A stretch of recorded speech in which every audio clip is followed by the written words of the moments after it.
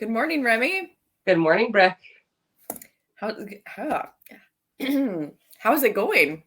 It's going. We had a full day of rain yesterday, so it's really good for my cows. It's probably not good for the horse training business, but I can't have it both ways. Full day of rain yesterday, full day of rain today. There's water running in my basement. I'll be very honest. I mean, I know people say you shouldn't bitch about the weather, but I'm going to bitch about the weather. I hate it. I do not like it. Haven't left my house. I left my house to vote, and that was it yesterday. I left my house to vote. Yeah. I'm not. Fair weather cowgirl here. I mean, I enjoyed the rain. It let me do some book work, and then I watched a movie, and I picked up my kids. So, but like we only get like one a day and a half of rain at a time out here, and then it'll be nice for a week. It has been raining like crazy. This weekend I was in Iowa. I went and visited my friend Hillary, and from the time I left my place, I think that right when I crossed over the Minnesota-Iowa border, it started raining, and it didn't rain until I crossed back over it coming home, or didn't stop raining until I crossed back over it. They had like 4 inches of rain in between Friday afternoon and Saturday morning in some places down there. Yeah, that's a lot. I think we got like an inch here just because I measured it, but which is a lot for us, but we need it. And it's true. It's like, oh, we need the rain, and then it rains, and I was like, it could have just not rained today. It could have rained tomorrow. It could have rained next week. So it's a mess. It makes such a mess, but we probably needed it too, I suppose. Well, good morning, everyone. Welcome to Coffee with the Cowgirls. I'm Brett Kruger. And I'm Remy Greer, and we are not your $1 billion lottery winners. I told you that I went in and bought mine last minute on Monday night, right? Because they were... Yeah, true. Me too. I was at the market. I bought mine at the little kiosk at the market. So yeah. I took a picture with my gas station attendant with them. I thought it was so funny. I'm like, let's take a picture so we get that out of the way when I win. Yeah. Turns out. Someone not far from here won it. It was not me. It wasn't far from you. It was not far from me. Altadena is actually like an area where I kind of grew up. And then it wasn't Jenny Christian. So I checked with her. I checked with some other guys. It was none of my clients. Dang it. I know. I was like, I have big plans for when I win the lottery. Yeah. Not even dumb things. I would just have a lot nicer equipment than I have. Well, I'm gifting a lot of it. I feel like I'm going to gift a lot of it. Brandon said that we would keep our small house if we won the lottery. And I was like, we will? He said, yeah, it's iconic. We can build behind it. I'm like, okay. I don't really feel like, I mean, it's a lot of money, right? So your life is going to change in some ways, but I don't really feel like I'm going to be changing the way I live if I want it. Do you? No, I would probably have enclosed cabs on all the tractors. I'd have a covered arena, but I'd have the same stuff, just nicer versions of it. I'm saying like, well, yeah, I mean, I don't know. I feel like it would be life-changing because it was such a large amount of money. But I don't really feel like it would be like, I don't feel like it would change my life, or I wouldn't want it to in that way. Like, I don't feel like I'd be like, let's go on lavish vacations. Let's buy properties all over. It is so much to take care of what we have, let alone add more to that. With that kind of money, you'd be able to have a crew of people to help you, but yeah, and that's how you spend all that kind of money. But I didn't even get a single number, so it's not for me. I may have won $2. You just informed me, so get some of my investment back. Mm-hmm. When was the last time you played Powerball, by the way? Last week, so because it was 1.2, it was funny. Yeah. So what was funny is I had a client text me and he goes, "Hey, the Powerball's over $1 billion, and I only play it when it gets over $1 billion." And I was like, I think I hadn't played it except for the last time it was over $1 billion. Like I don't play the lottery. I don't either. So I'm like, now, do you guys have a state lottery too, or no? Because like California's got a big lottery all the time. Yeah, they do. We do. How about the time change? Time change. Do you guys change time? I think Arizona's the only one that doesn't. Yeah. So when I get there, how far apart will we be? An hour. In time. An hour. Because Arizona doesn't change. So Arizona is now at the time where they're an hour ahead of us. So I'll be an hour ahead of you. Mm-hmm. Yeah. Nice. Won't be as early. Well, fancy that. Yeah, I'm not digging the time change either because it's just so dark. It's so dark and it's cold. It's dark and cold. I don't ever want to get out of bed. I just want to be cozy in bed all day because it's dark and cold. Yeah, it's like we got hit with the time change and then like the storm the last couple days, it's been really dark. And I was like, man, that $1 billion would be awesome to have a castle right now and listen to the rain. Yeah, instead of having to work in it. Yeah. Mm-hmm. Like I said, I didn't even get one number. I also only bought $10 worth, so there's that. I bought 20. No, you got a bigger. That's why you hit one number. That's why you got a bigger investment than me. Yeah, I had more opportunities to win, Remy. And that, folks, is how you get addicted to gambling. All right. I will say, on a side note, last week I was legitimately one number off on everything. And I was like, you got to be kidding me. Like, I was like, if it was 1, 10, 15, I was 2, 11, 16. So that gave me hope. And then I had no hope this week. That too gave you the little hook to go back in and try it again. They know what they're doing. Creating a bunch of addicts. So I do have a question.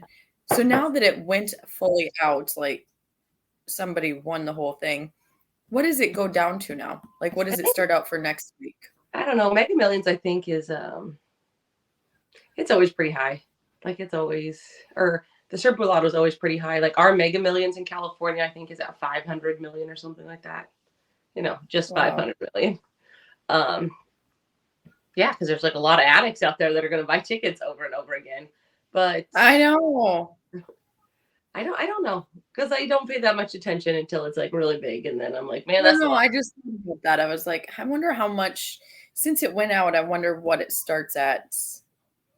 Now going forward. But I suppose you're right that it would probably start in the millions again. Yeah, somewhere. So they'll draw it again on Friday or today. No, today, Wednesday. I don't even know. It's every Monday, Wednesday, Friday. It's a lot. It just like there's always a lottery. So see, look at you. I mean, 2 weeks of playing this Powerball for billions of dollars, and now you're becoming an addict. Like the lottery really about voting. The lottery is really big right now in California. So we're always talking about it because that's apparently how we finance schools. But then we have more measures to finance schools. So I don't know, because that's why you can play the lottery, because it funds your schools. That's what the yeah, it makes it okay. Yeah. Oh, that's funny. All right. Today we are going to talk about living your truth. I suppose just creating the person that you want to be, being the person that you want to be. Is that what you would say, Remy? Yeah. And it's hard work to be the person you want to be.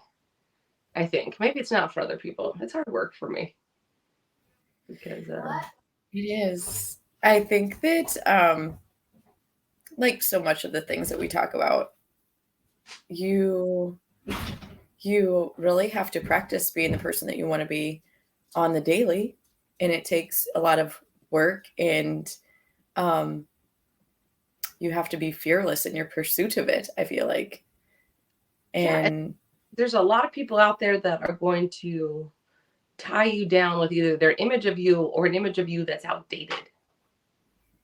Because people can change. Yeah. for the better and for the worse. I mean, you're always willing to change for the better. You hope it's not for the worse, but it can go the other way too. Look at you. Yeah, I mean, now you were never a gambler and now you're really invested into the Powerball. Super You're invested in the $20 Powerball. in. Yeah. You know, $20 in, Remy. No, I think it's hard too, and it's hard when stuff doesn't go the way you want it to stay in pursuit of what you're asking for or what you want your life to look like, because it's the best laid So, it's like the best laid plans never really work out, and I think if you're not very, like you said, fearless in your pursuit of it, then it's easy to get disheartened.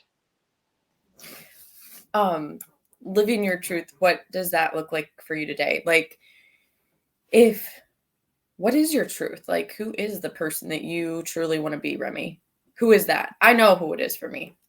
I want to be, it's a very hard question actually, because I don't, so I want to be someone that's strong and is there for a lot of people, but I also want to blend in. I don't really want to stand out. I mean, I want to stand out at things I'm good for, but I don't.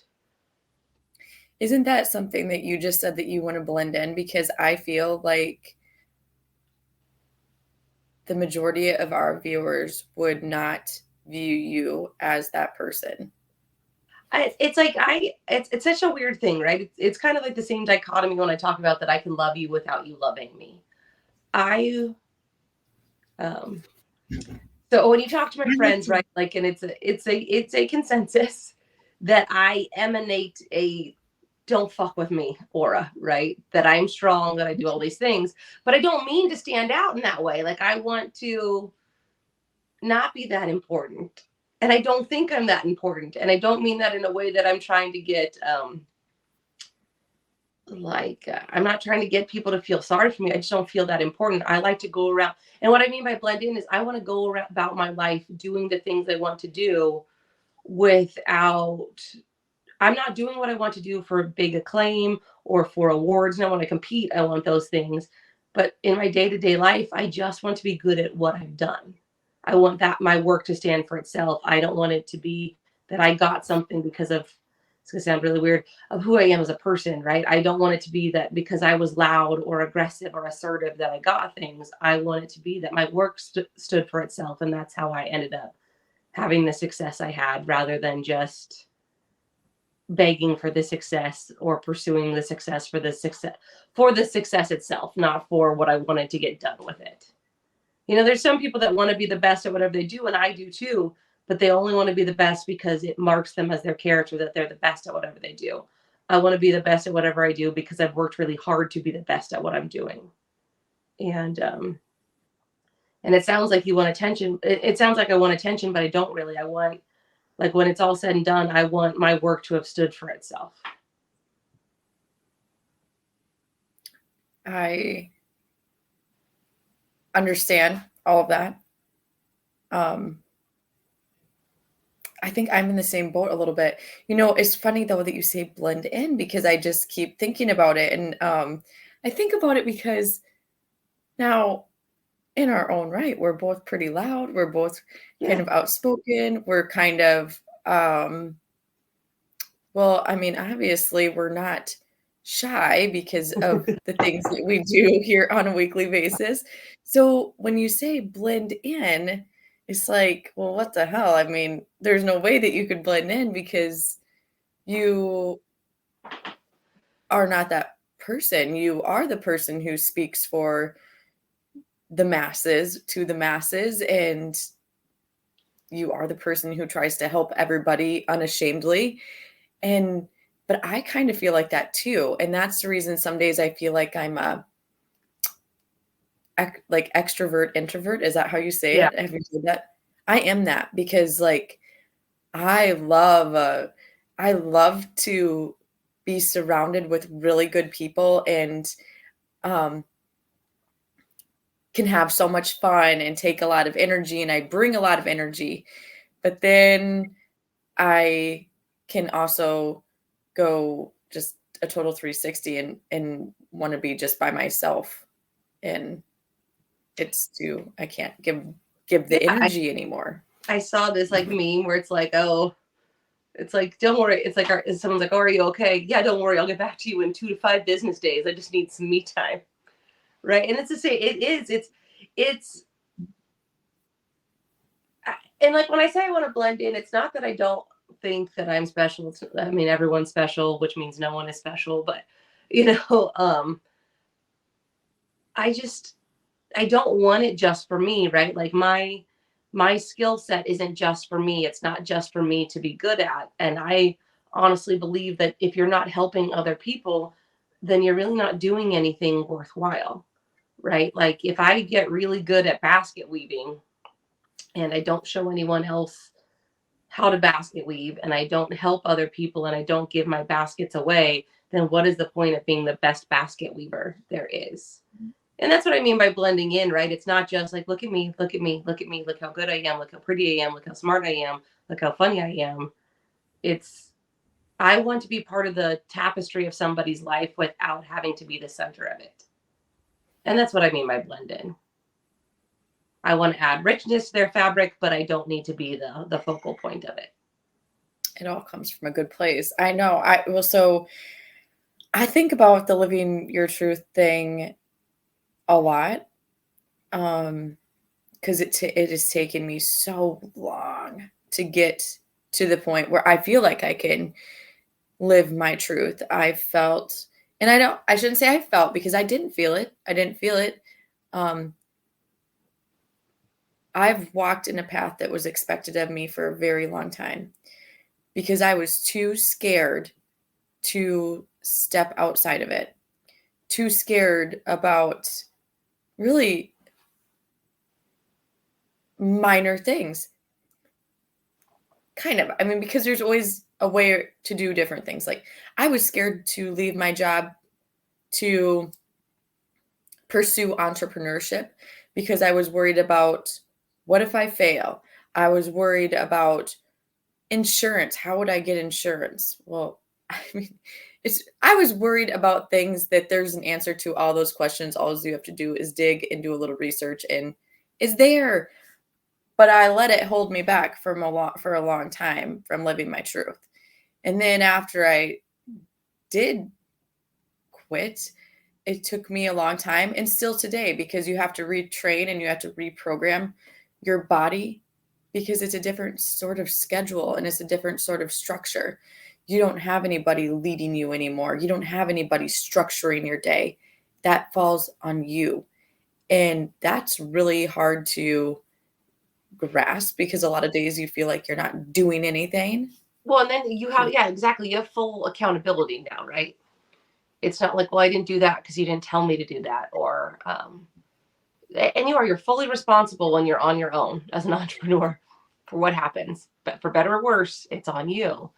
And what happens too is like you said, like there are all these minor things that people get caught up in because it's fear, right? It's not really that you're afraid you won't get insurance. It's afraid of just the whole thing. How am I going to do all of this on my own? Because it becomes this big task, and then you start to break it down. Okay, well, I can get private insurance and I can do this and I can do that. But you have to push yourself out of that fear before you can come up with answers. And the other day I saw, wasn't really a meme, but it was like a funny, or not even funny. It was just like a cartoon thing. And I saw it on LinkedIn and it said, because of inflation, so many companies are laying people off. People are losing their jobs every day. And then it said on the bottom, because of inflation, so many companies are hiring. They can't find employees to fill the spots they have. And it was basically just a really good reminder that there's two ways to think of everything. It's how are you going to look at it? Mm-hmm. And I found that to be super intriguing because, and I believe in all that. It is, at the end of the day, it comes down to what you choose to believe and think. What is your reality? If somebody, my dad watches this and he told me a couple of weeks ago, he goes, don't get mad at me, but you better watch out up for the recession. And I'm like, I got you, Dad. I hear you. It's in the back of my head, but it's not something that I fixate on. It's not something I worry about. Because really what good is it going to do Well, for that's, me to fix on it and worry about it? but it's If I fix on it, I stop. that's one of those things we talk about, like stress and anxiety do nothing but rob your joy from yesterday, right? And they don't make tomorrow any better, and they upset you in the meantime. So, and look, everyone's going to have stress and anxiety. So it's true, but you can't fixate on it. And Mhm. like part of the thing with producers, and that's what we do, so we produce events, is you actually don't want the economy to be great because people have so much work that they don't come to shows. And you don't want it to be horrible because then they have no money. So you want to be like right in that middle. And but again, like, you're ever the optimist when you put on shows or you do anything in agriculture. So you kind of have to be optimistic. And like, everyone talks about farmers being pessimistic, and they are, like, they grumble like they are, but you're always planting crops or raising livestock. That's inherently optimistic. You're hoping for the better. There's no, you're hoping that it rains. You're hoping that everything gets bred. You're hoping that the market stays good.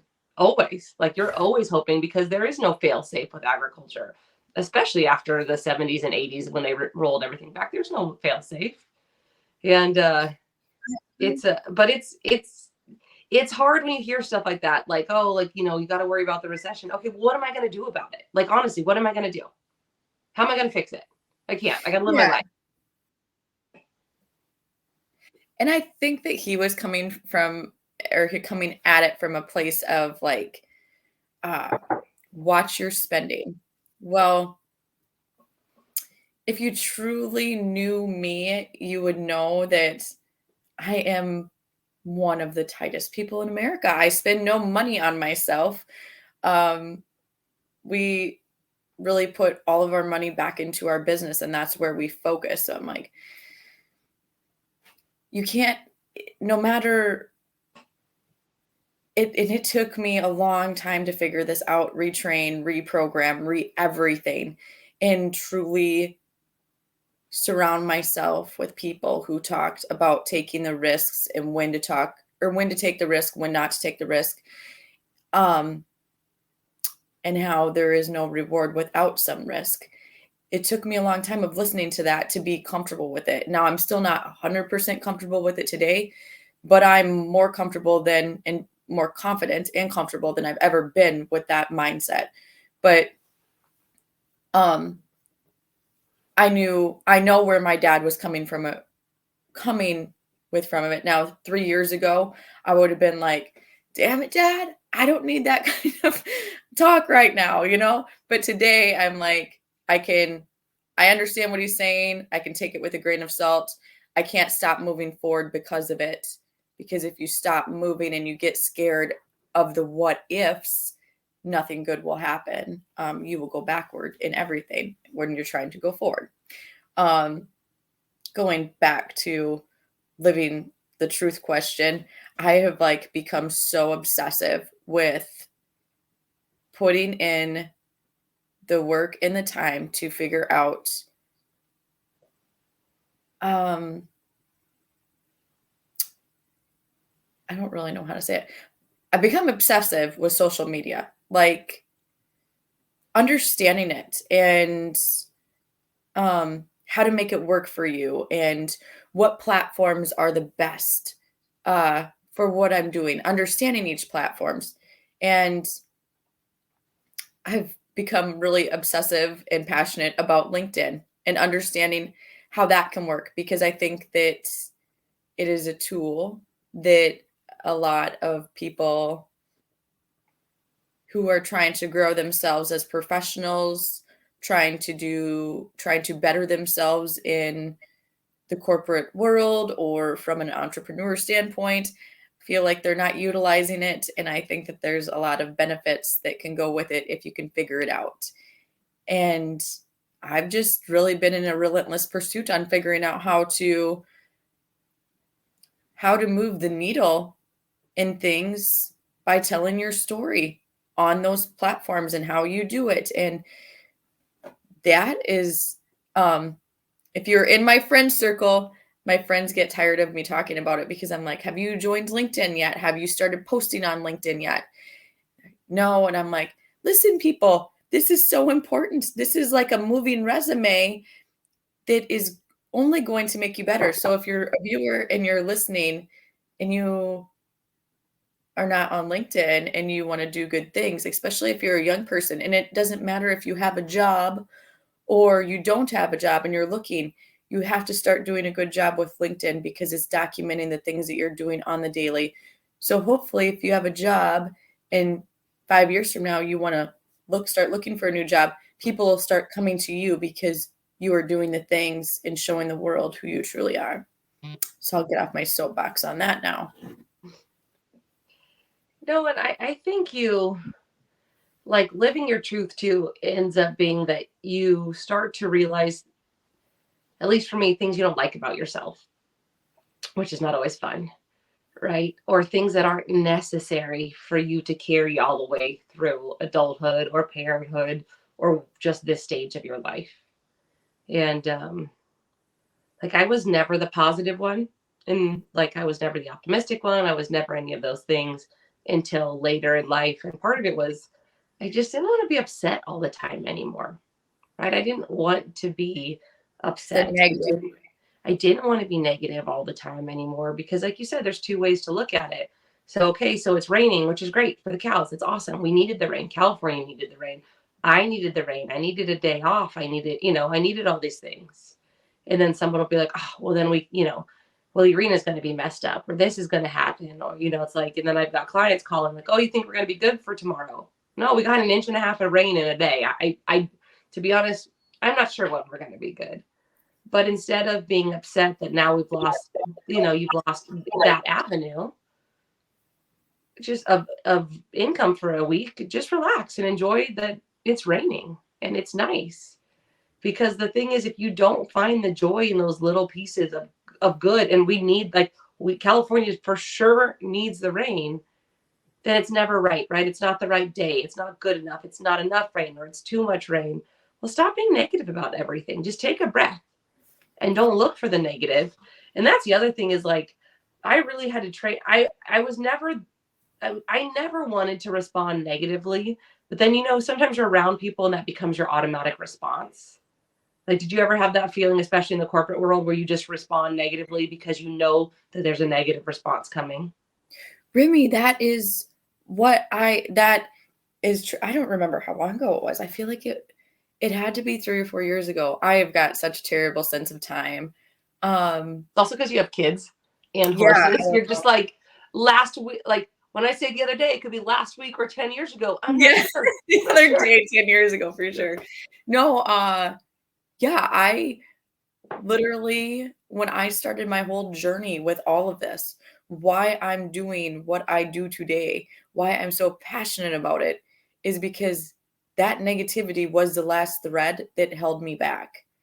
That when I shed it, because I woke up one morning and I was like, Brandon, I am so freaking sick of being surrounded by negativity.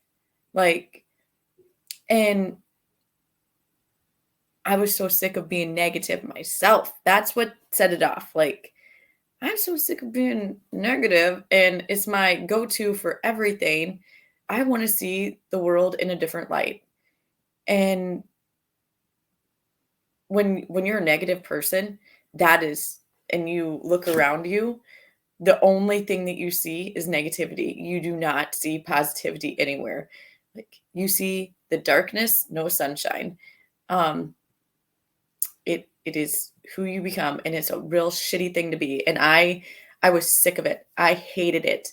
I hated feeling so negative myself, and then I would go into work and all I heard was negative. I hated it. So I said, I got to do something to change this. And that is when I started listening to podcasts. And like when I find something I like, or I feel like it's a needle mover in my life, I'm obsessive over it. Like, I Well, for me, I was driving. I don't even know. I was putting on like 2,500 miles a week when I was working in corporate. And so I was listening to podcasts all day. I'd leave at 6 o'clock in the morning. I'd get home at 6 o'clock at night. I'd listen to 8 hours worth of motivational podcasts when I was on the road a day, just taking it all in. I could not get enough of it. And that was one of the best things I did, because what it did was it retrained and reprogrammed my brain over a period of time, because I did it so consistently. And that's how I keep my mind negative or positive today too, is that's the reason I get so Remy today now, when I know who I want to be. I know who I want to be. I want to help a lot of people. And I know who I don't want to be. And so on the day, and everybody needs a little grace, because you're going to have a fucking day that you are not the person that you want to be. I'm just plain and simple. And I have had days recently where I was not the person I wanted to be.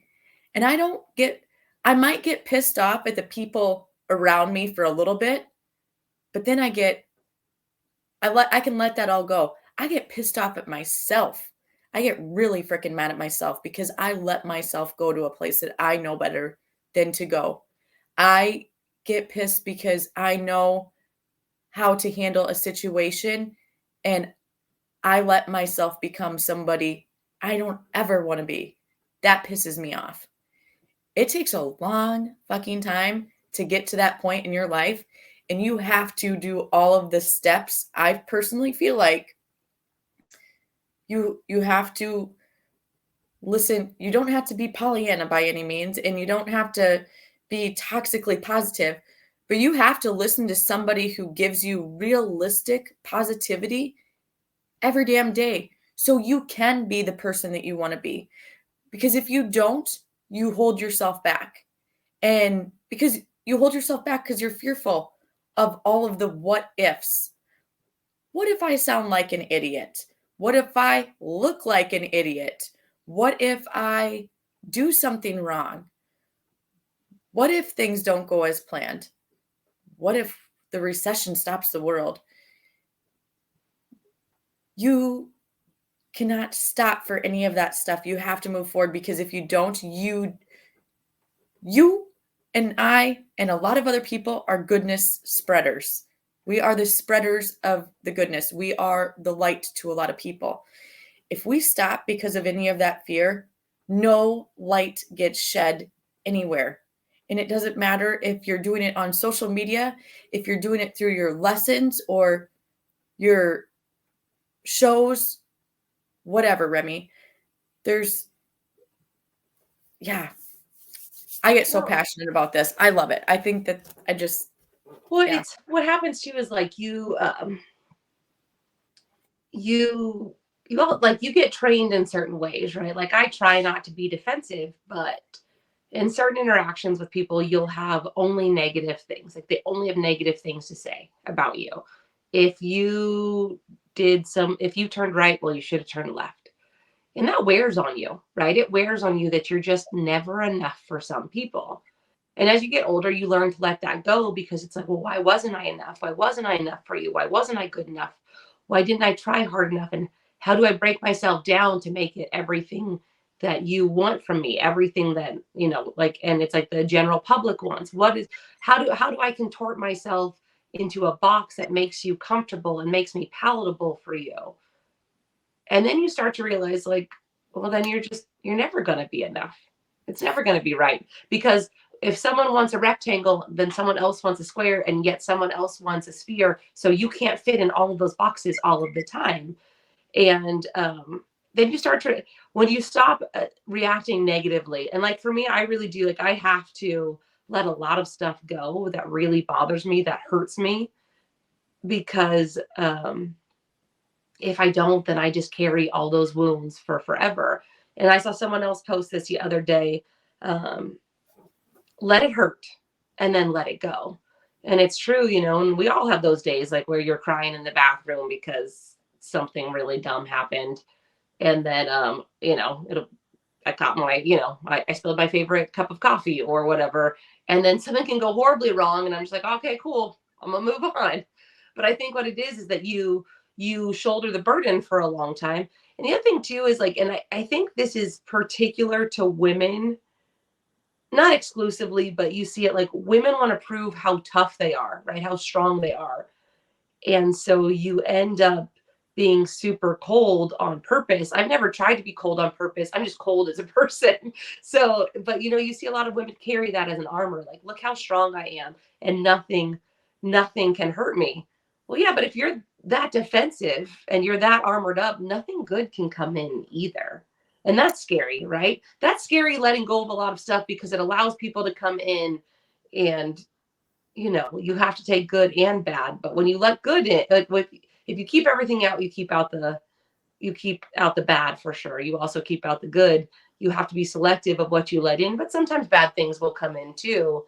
And again, do you want to be the spreader of good, or do you just want to protect yourself and insulate yourself against anything wrong?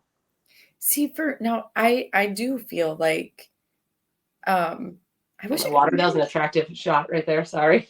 I wish I could remember the time frame that I started doing all this because I do. I don't think it's for everybody, but it is definitely for me. This is the best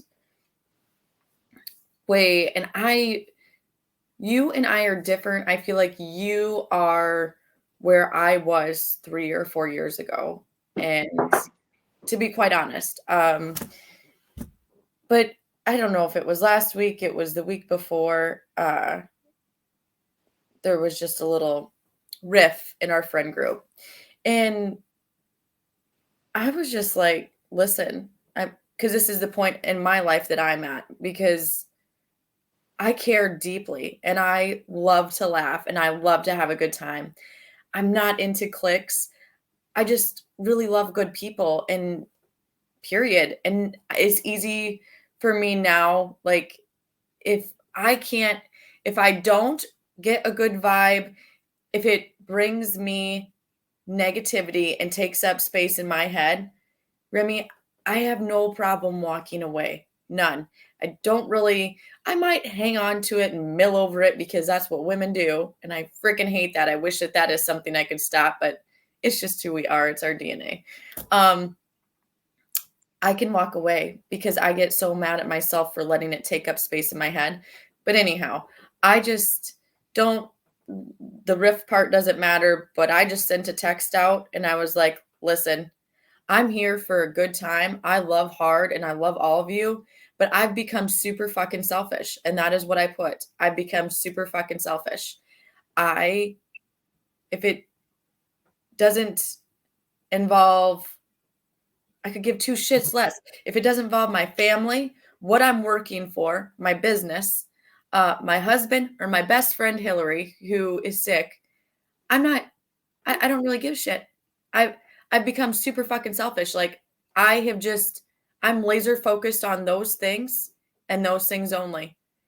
And that sounds probably real bad, but not really. It keeps me in a really good head spot and it keeps me knowing what I've got to do to move forward. Well, and it protects you. It does protect you though, right? This is the things that matter to me and nothing else matters. And I think what it is like it comes down to just a difference in personality. Like we joke about it a lot, right? Like I am kind of a hippie. Like I'm going to get to where I'm getting, however I get there, and it's okay. So what happens for me though is from the outside, I look cold. Like, I mean, I guess, I don't know. Maybe I people on don't the think you podcast look don't think I'm cold. cold. I don't But I mean, know. that's been the thing, right? Maybe Well, that's in your head. Like that's who it's not you. though, because this is like a detriment that, I mean, this is a conversation that we have. So uh Jenny and Michelle, two of our big clients, right? When they first met me, were really afraid of me. And I'm like, we are gonna make that girl our friend. And the thing is, when you first meet me, that's the worst I ever am, right? And a lot of it has to do with I'm just fucking busy, right? I'm not trying to be mean. I don't have time for small talk. Like, Well, we talk all the time on the phone, and like we're both always doing shit. I'm cleaning stalls, I'm riding horses, like you can hear the wind going in the background. I'm busy. So if you want to be my friend, then you have to talk to me while I'm doing shit because I just don't have time. And so people take that the wrong way. It doesn't mean that I don't care deeply. It doesn't, but you do kind of have to make me your friend. I've made other people be my friend too. I've done it. It's worked in reverse. But there is a strength that I emanate that I always have, which attracts a lot of people, but it also scares a lot of people because while I love deeply, I don't need anybody. I don't need anybody for me to be successful or for me to be happy. And so some people get put off by that, right? They need you to need them. There's friendships like that, there's relationships like that where they need to be needed. And I always say, I don't need you. So you should be happy I chose you. You should be more happy that I chose you because I don't need you. You're right. I don't need you. I like you. You make my life fuller. So come along with me on this adventure and we're going to be fine. But it's a, so I think from the outside, people don't understand, like, I care very deeply about a lot of things. I just don't let them trip me up if they don't work out how I wanted, because I just figure I'm going to get there in the end anyway. Maybe not how I thought, maybe not on the timeline that I thought, but I'm going to get there. And if I don't get there, it wasn't meant for me, right? It doesn't mean I'm sitting there passively not doing something, but if it doesn't work out, okay, it didn't work out. And I say that from years of things not fucking working out, horribly not working out, and then turning into something that was even more amazing that I never even thought of. So now I'm just like, fuck it, we're gonna be all right. I'm gonna be all right. Everything's okay. But it becomes one of those things where I don't really try to carry wounds, but I also don't try and manipulate myself anymore to being something I'm not. I am what I am. You don't have to like it. You don't have to like me. We don't even have to exist in the same universe, because for me, like you said, you had a riff, that's fine. If people really don't add things to my life, they just don't exist. Like, I am really good at just making blank spots in my life for people that only want to take from it.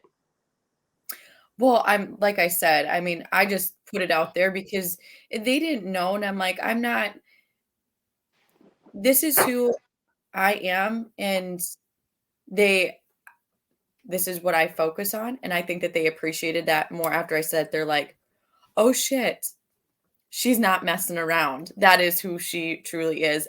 They could see that then, and I'm like, "Yeah, guys, I'm that is what's going on in my life, and that is what I choose to focus on hardcore."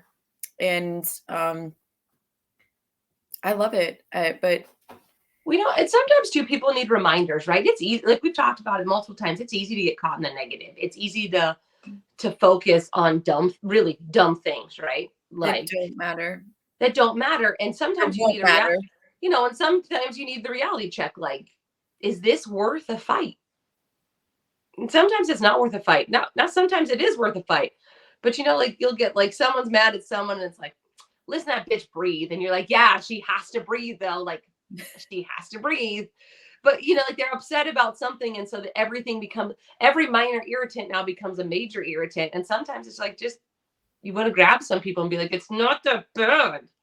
Yeah. And so, Including yourself. Because we mhm. have those moments. And when I turn into that person, I just get, I mean, my husband would probably be like, "Oh my God, you're like that all the time." But I hate, I don't want to be that person. And I get more mad at myself than anybody else. No, and so, like, for me, like, and you talk about journaling too, right? Like, I like to write down goals at the beginning of every month, right? And you can do it like where you write yourself a letter. If you're reading this a year from now, yeah, exactly.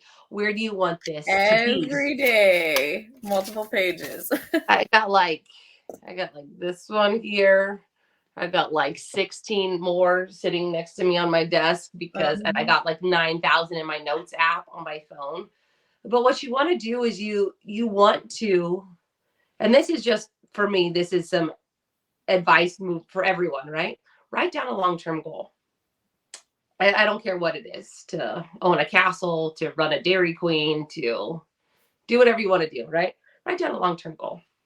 Then write down short-term goals that add to that long-term goal, but maybe aren't necessarily specific to it. Because what you'll see is as you start to enrich your life, your long-term goal gets easier to get to. And sometimes that goal will change, but if you've taken all the steps to get there, you're moving forward anyway. And so for me, it's important to write down goals because, yes, I say that I'm a hippie and I'll take a meandering path to get somewhere, and I will. But I always kind of know what that goal is in the long, like in the back of my mind. And so, we get a lot of questions about like concrete ways to do things. Write down a goal and reevaluate it. Don't reevaluate it all the time. Don't fixate on the goal. And I say that because, sometimes people will be like, I want a giant house. And they fixate on why they don't have a giant house. Okay, well, you want a giant house. Let's work on your credit. Let's get a job. Let's work on, there's all these very concrete steps you can get there. And, but I'd like to do the long-term goal, short-term goal, because a lot of those short-term goals will lead you into different paths that make you more successful as a person. And that doesn't mean just in business, but in your life, you'll find more success when you break everything down into smaller bites. And, but I like to journal. I like to write things down. I like to take ideas and try and weave them all together. So I'm like an idea person, and for me, I'm constantly writing. Now, Brandon and I, we sit down and talk about our goals all the time. Our big goals, we don't write down because I asked Brandon, like, should we be writing these down one time? And he's like, no, he goes, we don't need to write these down because if they're not big enough, you know what I mean? Like a big goal, you don't need to write down because you were going to remember that. And so I agree with them. And so we don't write those goals down. And I don't necessarily write goals down for myself. I think there's two ways to everything, though. I think that some people write down goals and some people don't. I don't think that it matters as long as you stay focused and on track to get to where you want to go in living your truth. I write down every day. I mean, I keep my little deal by me and a thought pops into my head. Now, I've got several little things going on and I worry about that sometimes. Maybe I've got too many different things going on, but I don't, all of my things kind of go together. So I feel good about that. On one page, I might have things about how I want to help women. On the next page is on things on what I need to do for the horse sale and what that looks like. And every time a thought pops into my head, I write it down and I connect them all somehow.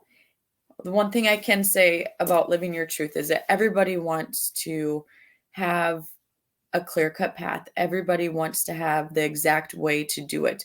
They want to have perfection before they even start on whatever it is living their truth. It will never be perfect. It will never be perfect. All I can tell you is, and it's the hardest part because it involves putting yourself out there, and putting yourself out there is hard. But the only way to get living your truth is just to start putting one foot in front of the other and taking, like Remy said, the small chunks and doing them one little bit at a time. Because I've been so obsessive with LinkedIn and talking to all of my friends and people who I mentor or whatever about doing it. They've been coming to me with their LinkedIn bios. And I told them, I'm like, my LinkedIn is terrible.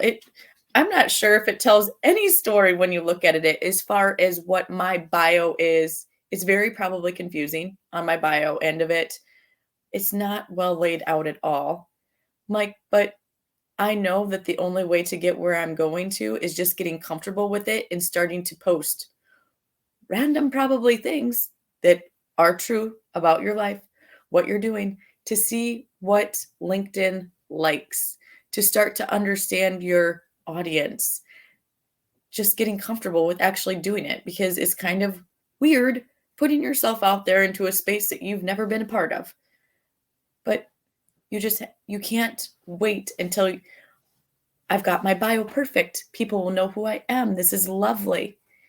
It could take months to get that thing perfected. Just start doing it and telling your story and showing people who you are. No, and I mean, honestly, so it's the same thing with our events, right? We used to be really bad about planning, and then we put up an event, and then people are like, oh, if you put out a calendar, then we can write it down. Okay, well then for years we like put our whole year out, right? And people still scheduled on top of you, and then people are like, oh, well, I don't have to go this month because I can go next month because of course you have another show. And now like I'm kind of in the middle, like we schedule our big events out, but my other stuff, it's all dependent on the cattle. And for all the people that said I had to have a schedule, they were actually the worst ones about coming. The other people were like, oh, you got something coming up? Yeah, I'm gonna be there. And you're like, you're my people, because again, right? Like, because and then it gets you in this whole like hamster wheel of like it has to be perfect and I have to have it all planned out and everything has to be the way it's supposed to be. Where I was always like a jump and hope the parachute catches you on the way down, you know, like, and that's who I am. I'm like, let's do it. Well, what's the worst that could happen, right? Like, what's the worst that can happen? And honestly, like personally, like in our business, we've been through some things that are probably the worst that can happen, and we're still here. Everything's okay, and Absolutely. you know, it's like the same thing: fail, fail big, fall down, get up, fail again, fail better. Just keep failing better until eventually you stop having so much failure. You'll still have failure, no matter how successful you are. You will still have failure. And I don't look at it as in terms of failure anymore. no, but you know what I'm saying is like from the outside, you're like, well, that didn't work. Well, yeah, it didn't work, but I learned this about it. That's And what I look at it as and like. there's all these other pieces that were really good. So that's why I say fail better. Okay, so I fail better this time, right? That didn't work, but this now works. And you also can't be afraid to look dumb. Like that's never been my problem. Like I've never been afraid of looking stupid or silly. Like, I have. I'll be very honest. I didn't. It took me a long time to get comfortable with putting myself out there, but that is part of the journey to living your truth and figuring out how you unlock your magic so you can show it to the world. I mean, I don't know. I'm not going to say I woke up one day and it all. I'm going to say that I knew that I have a passion for helping others be the best person they could be. I don't feel like I always had that, but when I went through it was going through my own struggles to be the best version of myself that I found that I am good at that. I can help other people. And it's through sharing my story. I was scared to do it. I was scared to share my story because what in the hell are people going to think about me? I'm definitely not doing it for the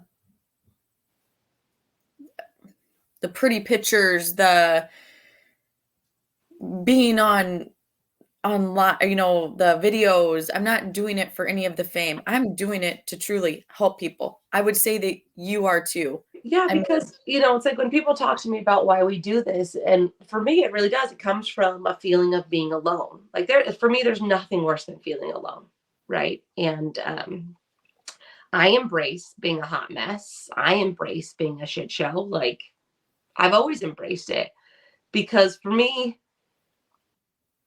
you know, like when someone has that perfectly curated image of everything being just as it's supposed to be, like you see you see the White House with all the stuff, and I'm like my automatic response, people are like, oh my God, that's a gorgeous house. I'm like, I would ruin that house myself, not even my children. Like I can't make it through a meal without spilling stuff down my boobs. So why would I live in an all white farmhouse? Because I would ruin it anyway. And maybe not ruin it. I'd make it very lived in. Um, but you know, I've always embraced the uglier parts of me because I really, from the outside, they might be uglier. To me, they're way more, they're way more important. I do think they're prettier. Like I want to be the friend that you call in the dark. I want to have friends that I can call and show them all those ugly sides and they don't judge me.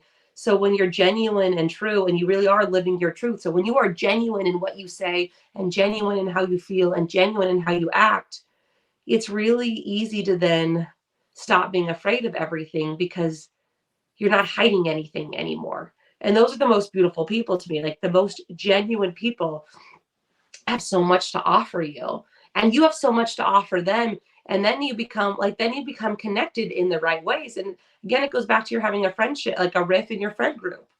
A lot of them probably didn't realize how much that it shakes, everyone has the right to be upset, but like when there's all that like minor backbiting and stuff like that, you have to get into it. You have to tell them that it's not okay, because a lot of us just get caught up in petty day-to-day stuff and it's not Yeah. important. Yeah, and that's where I was going with that whole deal, but I think that, you said earlier in our conversation, Remy, when we were talking of just getting into it about living your truth, you said when you start living your truth, you find things about yourself that you didn't like or whatever it is. And that sucks because we all think we're pretty good people. So then when you start to feel like, oh shit, I hate that about myself. Um, I I would say that that is true. I wanted to come back to that because I was just not an attentive wife. I was not. You have to work hard. Brandon and I are coming up on, I don't know, you and James probably been married about the same amount of time as we have. I can't remember. I think it's 15 or 16 years. We were I think 16 we years got this married. year. We got What year married did you get married? in 06. Oh, 06? Mm-hmm. Okay, so did we. So 16 years. You have to work. The longer you've been married, the harder you have to work at it. And um, I think that when you start to unravel, I when you say really that with start like, to, I'm listening to you. Yeah, 06. I have our like wedding shadow boxes. Like I said that with a lot of confidence, and I'm not sure it's been a long time. I'm not good at that. So, um, where is I going with this, Remy? Oh, when you start to unravel like who you really want to be and who you are, and when you start to unravel how you're going to get to living your truth, you do recognize like the shitty parts of the person that you are, but that's not a bad thing. It's a good thing because it gives you an opportunity to work on them. Well, some of them And aren't inherent to you. Like you're not an inherently shitty person. Some of them are just learned habits, right? Like because some yeah, people like I think some people see that and it's like, well, I can't change that about myself. No, like I try and change and then it's still not enough sometimes, right? Like it's but some of them are changeable things. Some of them aren't. And then you have to learn how to live with them or at least temper them, the bad parts of yourself, right? yeah. Like um you have to learn how to temper the things that you don't like, but it's holding a mirror up to yourself and really looking at it. What do I not like about myself, and what do I see in other people that are reflections of me that I don't like, right? And I think when you start living your truth, though, the only thing that you see is yourself. yeah, You see yourself. I personally feel like that. I don't like um for me, I can look around and if like I see something as somebody that I know that probably won't bode well for me, as far as because I have to stay in such a good mindset. If I can look around and say, "Oh, that's probably not going to work for me," I can just bypass them now. yeah. Uh, but Well, and that's why I, you see people outgrowing some friend groups, right? Especially not so much at our age, but when you're younger, right? Who and they talk about with women emotionally, your biggest change is from 18 to 22. And but you start to outgrow people, and it doesn't mean that they weren't important to you at some point in your life. Again, it's that reflection of what do you see in them that's a reflection of you, right? What parts of that person are reflecting what you're putting out there that isn't good. And so people are like, oh, you've changed. No, I didn't change. I just strengthened the things about me that I like. And I started to shed off the pieces that I don't. or I box them up in a different way. And again, as you get more confident in finding your voice, finding your own truth, it's really easy to step past the things you don't like. It is. And it's easier to step past the things you don't like, and it's easier to work on the things that you don't feel good about. And that's where I was going, like my marriage. I mean, we've always had a good marriage, but you over time, you don't put as much effort in as you did. And it took me a long time to realize that. And now we do. I think we work harder at our marriage and bringing the fun back again. And not every day is good. Not every week is good. But on the days, in the days and the weeks where it is good, it's a lot of fun. And we got to continuously work on that, both of us, because we can be real shitty humans to each other. And I think that we recognize that's not who we want to be. And so every day we have to work hard at not being shitty to each other and love each other, be nice to each other and find the fun again within us. And it's been good. No, and I think for some people that whole relationship is easier than it is for others. Like the hard part for James and I is that we work together. So there's just no space, right? So same. So and you don't know how to get hard. Well, and it's hard too, because what he says outside, he's like, oh, that's work and this is the house. Well, no, it carries in with me, because if you say certain things to me, you thought them. And you and I have had this conversation where you and I are different, right? Like you will say what you want to say and you don't really think about it, and you can say mean things. I am not that person. If I said something mean, I fucking meant it. I didn't word vomit it out. I thought very carefully about what I said. And that is something I'm working on. Yeah, but it's a difference in personality, right? Like I'm very careful with my words, because I do believe that words carry weight. If you thought them and they came out of your mouth, people talk about no filter. That's not no filter. That means that it like percolated up here, made it all the way down, and came out. And you spit out all that anger and hatred. For me, like if I say something really mean, I meant it. And I meant every word. And maybe I shouldn't have sent it, but I meant it. Like, again, it went here. I thought about it. You never get me quite, Remy. I chewed on it and it came out. It's also why you don't really hear me yell a lot. Like, it's not that I never yell, but I'm like my dad in a lot of ways. Yeah, like I mean, like when I get quiet, it's bad. Because like if I yell, it's passion, it's intensity. But like if I'm quiet when I talk to you, I really thought about it. Like I put a lot of thought into how do I make you feel like the smallest person possible. And that's a horrible You're calculating. I'm aware of that. And I don't do it that much anymore. But like I used to, and I used to really like it. Now I'm like, that's so bad, because I don't even have the defense if I didn't know what I was saying, because I fully well knew what I was saying, and I planned it out, and I did it. And now I'm just like, okay, you say what you want to say, and I'm just gonna keep taking the arrows and peace out. Because the other thing too is like I would like develop this thing I was going to say, and then I'd say it, and then I'd walk away, and then I'd feel like shit later.